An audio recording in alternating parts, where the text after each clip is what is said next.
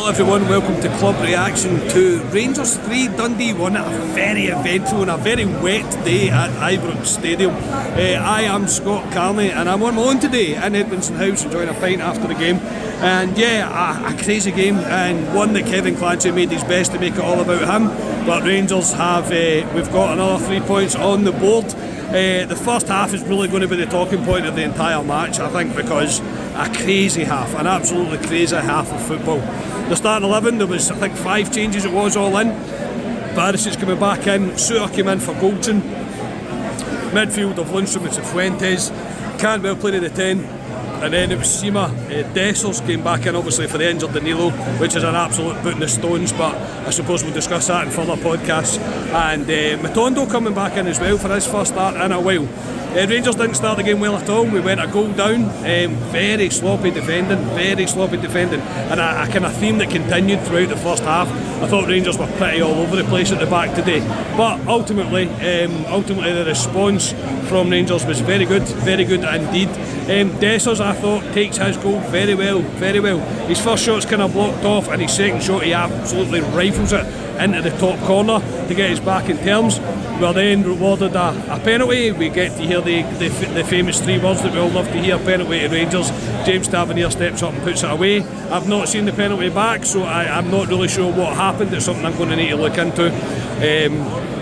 But yeah, it got us 2-1 ahead, and really Rangers grew from strength to strength. And then Rangers scored from a corner. I mean, when's the last time we done something like that? We scored from a corner. Sima was there to absolutely bullet ahead at home, continuing his fantastic scoring form that he's on right now, and put Rangers comfortably ahead. There's in a bit of controversy. I've not seen this back, and I don't actually know what happened. But Fuentes was sent off. He was initially booked by Clancy, and then he was sent off after Clancy checked VAR for a stamp. I think is what, going by social media anyway, that it was a stamp. I've not seen it back. Now, I'll have my 2 opinions on this because I haven't seen it. If Fuentes has done something stupid here, then he deserves everything that comes his way, because we don't have many options in the midfield right now.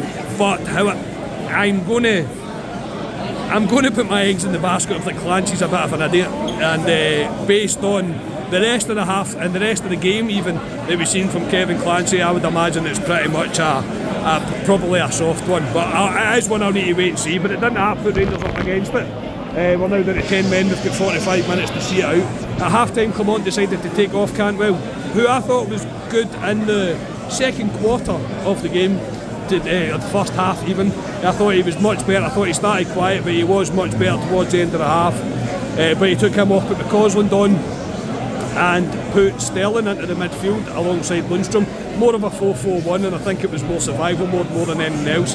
The second half, look, Dundee didn't do very much. They didn't do very much at all. I thought there was a few decent half chances for them, but Rangers defended, I thought, really quite well. The biggest talking point, as I say, will be the sender off, and it will be Kevin Clancy's inconsistency with his decision making. This is what Kevin Clancy is. He likes to make the game about himself, and he likes to try and make that game something that it didn't need to be. He tried his best today and it didn't come to anything. Rangers obviously very comfortable winners in the end, and Dundee I think will be kind of worried to themselves that they've played more than 45 minutes of football against 10 men and didn't score a goal. But Clancy, this is the problem with him. He's just so inconsistent.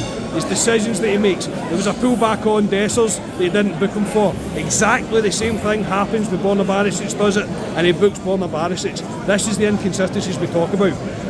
I'm not going to stand here and say that Clancy's a cheat, but he's definitely biased, and there's definitely some form of bias happening because Rangers are ahead. Let's feel sorry for Dundee, and we'll try and make something of this game that it isn't. Call that whatever you like, but I believe that's the case. He's a terrible referee, and it pulls the standard of Scottish football down. For that, there's no doubt. Rangers probably should have scored more. We had a number of chances where we maybe should have done better. Dessers had a chance that he should have done better with. Kamal Roof then came on from him. He had a couple of half chances, none really came from it, and Sima probably considers himself unlucky for not scoring. But it was really more of a game of Rangers just seeing the game out in the second half, which we have managed to do. I'm happy enough with that. After the way that the game started going a goal down, and the way that the kind of first half spiralled out, to leave today after 3-1 and a very miserable day at Ibrox, then I'm happily going to take it. Man of the match today gave to Abdallah Sima, which I can't really disagree with. I thought he was good. special shout out to Dessers on that first half particularly. I thought Dessers was really good in the first half. I thought he made his presence known quite well to the Dundee defence, and I thought he was very, very good. But probably for me, I think the man of the match was John Lundstrom. I thought he was tremendous today. The first half, second half, I thought he was great. I thought his battling, his desire to always win the ball was really shining through, and we're really beginning to see the best out of John Lundstrom just now. So for me, it would have been Lundstrom, but I can't really disagree with Seema. I thought his effort and everything today was absolutely spot on. So yeah, we're now on to Thursday now. We're all on to Thursday where we play Betis in Spain. So we've got a big match coming up, that's for sure. They don't seem to be resting. Look, I say we didn't come on last night, and my apologies for that. Different reasons for it, and I do apologise. I don't ever like to cancel things last minute, so I appreciate people understanding that.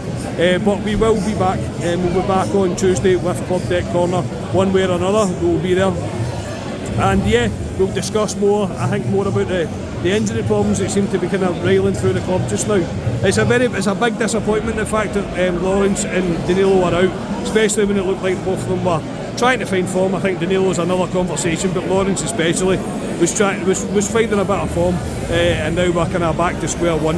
And now obviously with Cifuentes being out, we are very, very limited in that position. Interestingly again for me today, Dill wasn't on the bench. I don't know what's going on there. I don't know whether him and the manager just don't click, something's going on that we don't really know. I don't know, it's a difficult one to understand. But look, that's all for another day. We've won today by 3-1, and we thoroughly deserved to win. It's absolutely zero doubt. I thought the response from going to go down was really good, and then it was a case of just surviving after going down to 10 men and surviving the Kevin Clancy show. So yes, that'll do me. Enjoy the rest of your weekend, everybody. I'll speak to you on Tuesday. We are Club at 22, the Rangers podcast. Cheers everyone.